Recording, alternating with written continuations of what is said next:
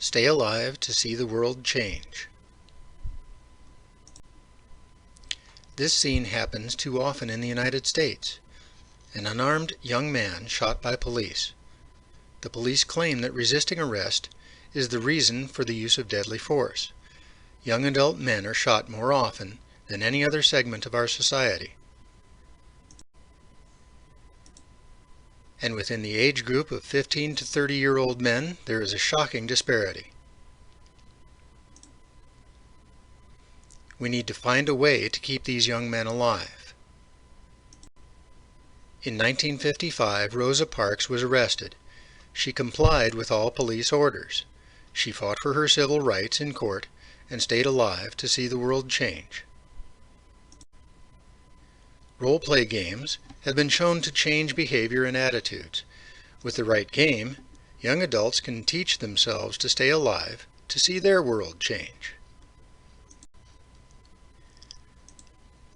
The goals for the project are to create the game and its supporting website, create appropriate advertising in culturally significant social media, and create promotional pages in identified social media, create QRs for promotion and to take players straight to the game. And finally, gameplay needs to be tracked to monitor penetration into the targeted demographic. Traditional learning reaches a great many, but according to Bauerlein, it may not be as effective as digital game-based learning. Jane McGonigal, a game developer, notes in her TED Talk that role-play games allow players to model behavior that will change their real-world lives. And Mark Prensky has proven the effectiveness of digital game-based learning and the data supporting targeting at-risk young men through smartphone and tablet channels.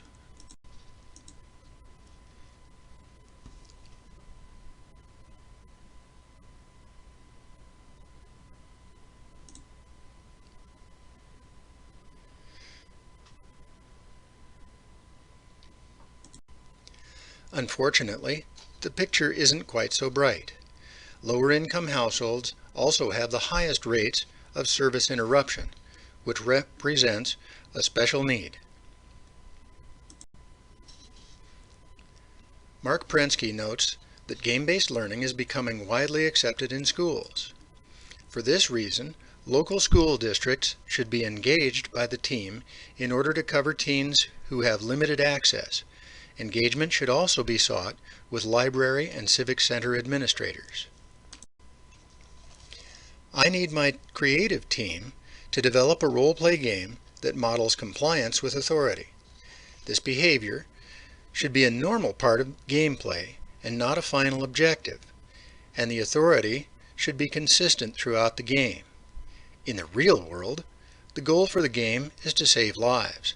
To that end, the team should research settings and scenarios of cultural significance that will attract the target audience. Other team considerations include creating a Twitter account to drive targeted teens to the game. Due to the realities of technological reach, a standalone website should engage the secondary audiences of school and library administrators and community center personnel. Avatars available should have a maximum variety of races and cultures to choose from. Where a website might blatantly ask for race, a game can have a player choose an avatar. This kind of subtle difference affords gameplay the channel necessary to reach those who are most at risk. Another advantage is that no real-world authority figure is present. On the practical side, Google Analytics offers a suite of resources for determining audience engagement. If gamers allow location data collection, that additional metric allows for determining urban engagement. Google Analytics can help determine where to advertise and how effective that advertising is. Gaming statistics will also determine the effectiveness of the game. Analytics and research will show which social media sites to advertise on. QR codes connecting smartphones directly to the game can be distributed anywhere a flat surface can take a decal, sticker, or paint. A good game can be played for hours, allowing time for modeled behaviors and skills to become second nature. These behaviors will allow more young adults to stay alive to see the world change.